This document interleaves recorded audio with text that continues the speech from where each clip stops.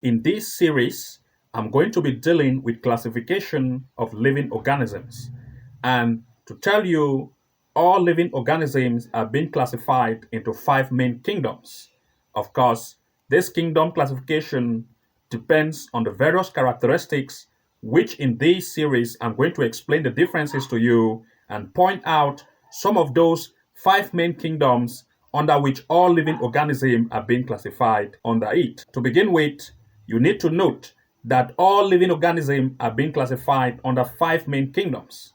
And looking at this, I will list all of these five kingdoms, mainly which living organisms are being classified. And before I begin to list all of these five major kingdoms under which all living organisms are being classified under, I first of all want to let you know that these living organisms are being classified based on the aspect if they do have a true nucleus or they do not have a true nucleus. As a result, we have one of these kingdoms where living organisms are placed under the aspect that they do not have a true nucleus, and the other have nucleus. Therefore, under the various classification of the five kingdoms, we have 1 prokaryote and 4 eukaryote. And therefore, based on the classification of all of these living organisms, based on the aspect if they do have a true nucleus or not, will be grouped under prokaryote and 4 eukaryote. That is, we have 1 prokaryote and 4 eukaryote, which living organism will be classified under. Therefore, based on these five main kingdoms, we have 1 prokaryote and 4 eukaryote. In other words, prokaryote simply means that they do not have a true nucleus, and eukaryote, on the other hand, simply means they have a true nucleus. Before I go ahead to start to list all of these kingdoms, I will first of all want to differentiate or make the differences between prokaryote and eukaryote. First, prokaryote simply means that they do not have a true nucleus. Instead, these are living organisms or organisms where the DNA lies freely in the cytoplasm and it is not being enclosed by any membranes. So note this again, when we talk about prokaryote, it means that these are organisms which do not have a true nucleus, and the DNA of these organisms lies freely in the cytoplasm and it is not being enclosed by any membrane. But on the other hand, eukaryote simply means they have a true nucleus. In this case, the DNA is being enclosed by membrane. Now, at this point, we now know that these organisms are being grouped under either prokaryote or eukaryote. In other words, we have grouped these organisms into two different groups, which the first group simply means that they contain those organisms which do not have a true nucleus and the DNA is not being enclosed by any membrane. The other group, on the other hand, simply means that they do have a true nucleus and the DNA is being surrounded by membranes. So now, if we are to classify or give these five major kingdoms under which living organisms are being classified, therefore want to be specific here that based on the classification, organisms are being classified based on the fact that they either have a true nucleus or not. As a result, these five kingdoms include prokaryote and eukaryote. Prokaryote means that these are organisms where the DNA lies freely in the cytoplasm and are not being enclosed by any membrane. On the other hand, eukaryote simply means that they have a true nucleus. This simply means that prokaryote have DNA which is not being surrounded by any membrane. And of course, they do not have a true nucleus. And therefore, the term arises here, pro, which simply means that before or do not, which means that they do not have a true nucleus. On the other hand, eukaryote, eu simply means true, which means that they have a true nucleus.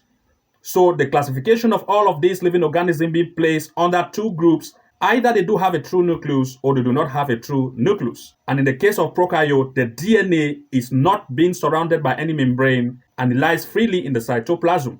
But on the other hand, the DNA is being surrounded by membranes. So now I will go ahead to list all of these five kingdoms based on classification of all living organisms. First, we have kingdom prokaryote. Organisms under this group are mostly like bacteria, which do not have a true nucleus, and of course the DNA is not being surrounded by any membrane. An example, we have bacteria like the cyanobacteria. On the other hand, we have four other kingdoms which fall under eukaryote. That is, we have four kingdoms where organisms placed under this kingdom have true nucleus. So of course, I will now list the 4 different kingdoms where organisms placed under these kingdoms have true nucleus. So we have kingdom Protostista, we have kingdom Fungi, we have kingdom Plantae, and we have kingdom Animalia. These are all the 5 major kingdoms which all living organisms are being placed under it. Therefore, we have 4 of this kingdom being classified as Eukaryotes, that is organism with nucleus, and of course, the other hand, which is Prokaryotes, which are organisms without the true nucleus. In other words, we simply means that 4 of this kingdom, organism being placed under, have a true nucleus, and the one kingdom to make it the 5th kingdom, which is the Prokaryotes, are organism without the true nucleus. And of course, organism without the true nucleus simply means their DNA will not be surrounded by membranes and it lies freely in the cytoplasm. While the other 4 kingdoms, which fall under Eukaryotes, simply means that they have a true nucleus and it is being surrounded by membranes. Now, if you are being asked to list all the 5 major kingdoms under which all living organisms are being placed under, you're going to state all the various kingdoms. There are 5 of them. First, you have the kingdom Prokaryotes, which simply means that the organism under this kingdom do not have a true nucleus and the DNA lies freely in the cytoplasm and it is not being surrounded by any membrane. On the other hand, we have the remaining 4, which we have kingdom Protostista, we have kingdom Fungi, we have kingdom Animalia, and we have kingdom Plantae. Here, I will now give you the differences between these various kingdoms. Of course, we are going to see other differences and what are the differences if you have been asked any question between the differences of these. First, I want to look at kingdom Animalia, which will fall under this grouping. Kingdom Animalia, especially humans and other animals which undergo movement from one place to another, fall under this classification. That is kingdom Animalia. Here, what you're going to notice, or what you should note, is the fact that all organisms under this particular kingdom have to be heterotrophic and also motile. When I talked about heterotrophic, I mean that they are not able to synthesize their own food, and therefore they need to move from one place to another to search for food so that they can depend on this food which they cannot produce or manufacture on their own. That is why we say that they are heterotrophic and motile. Motile means they can move from one place to another. Movement, this is motile. Therefore, if you state that kingdom Animalia, it means that all the organisms under this kingdom must be motile and must also depend on food for their survival. In other words, they cannot manufacture food on their own. And as a result, food is being taken into the body before digestion takes place. Looking at the next, on the other hand, which is kingdom Plantae, organisms under this kingdom must be autotrophic and non-motile. I want you to know the difference here. We have motile and non-motile. When we talked about non-motile, in other words, they cannot move from one place to another. For example, we have plants. These are able to undergo the process of photosynthesis as example. In this case, plants are able to manufacture their own food. That is why they fall under this group, kingdom Plantae, and they are autotrophic. Autotrophic means they are able to synthesize their own food by the process of photosynthesis to manufacture carbohydrate as their food. Now, of course, they are non-motile. In other words, they cannot move from one place to another. They can synthesize their own food.